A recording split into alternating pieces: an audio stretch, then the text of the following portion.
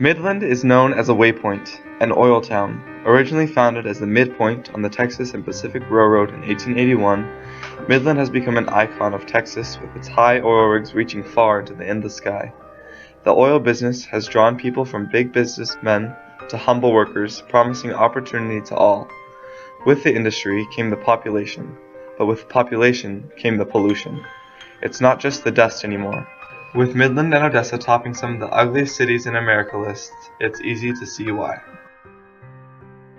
Barren fields are abundant in our corner of the world, so is the trash surrounding them, especially plastic bags. Keep Midland Beautiful does a wonderful job in trash cleanup, but what we really need is trash control.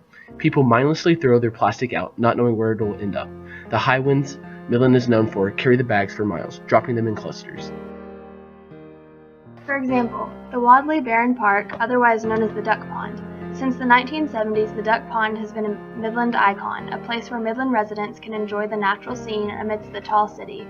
The Duck Pond began in the 1970s when the natural depression in the earth led city officials to carve the pond. Since then, the pond has become a waypoint for migrating ducks, creating habitats and providing water for the local waterfowl. We've seen our fair share of water issues at this park, but we've failed to see the other issue. The duck pond is dirty.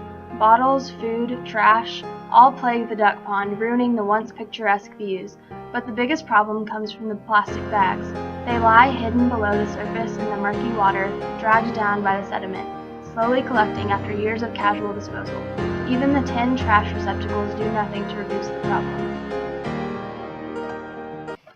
It's not just there. All around Midland, bags are flying place to place, getting caught on branches, collecting and tattering in the wind.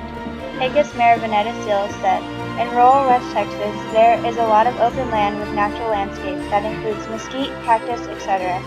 The single-use plastic bags readily adhere themselves to this type of landscape, and no one relishes the idea of trying to remove a plastic bag from a mesquite or cactus or some other thorny shrub.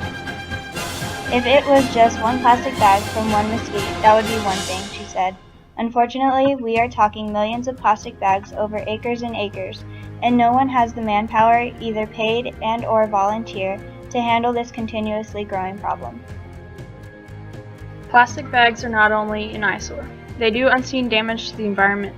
Plastic bags don't biodegrade, they photodegrade, breaking down into smaller and smaller toxic bits, contaminating soil and waterways, and entering the food web when animals accidentally ingest them. Each bag takes between 400 and 1,000 years to fully break down naturally. So how do we fix it? It's true that plastic bag legislation hasn't been touched since 2012, but the process starts with you. Organizations are willing to do their part, but it is the people's responsibility to reciprocate. We need to be more responsible with our plastic bags. Reuse, reduce, recycle. Reuse your bags. Use them as trash can liners or luggage organizers. Reduce your use and pollution. Bring reusable bags to the grocery store. Make sure your bags are disposed of properly.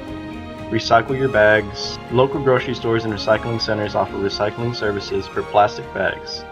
We need to do our part to clean up our town.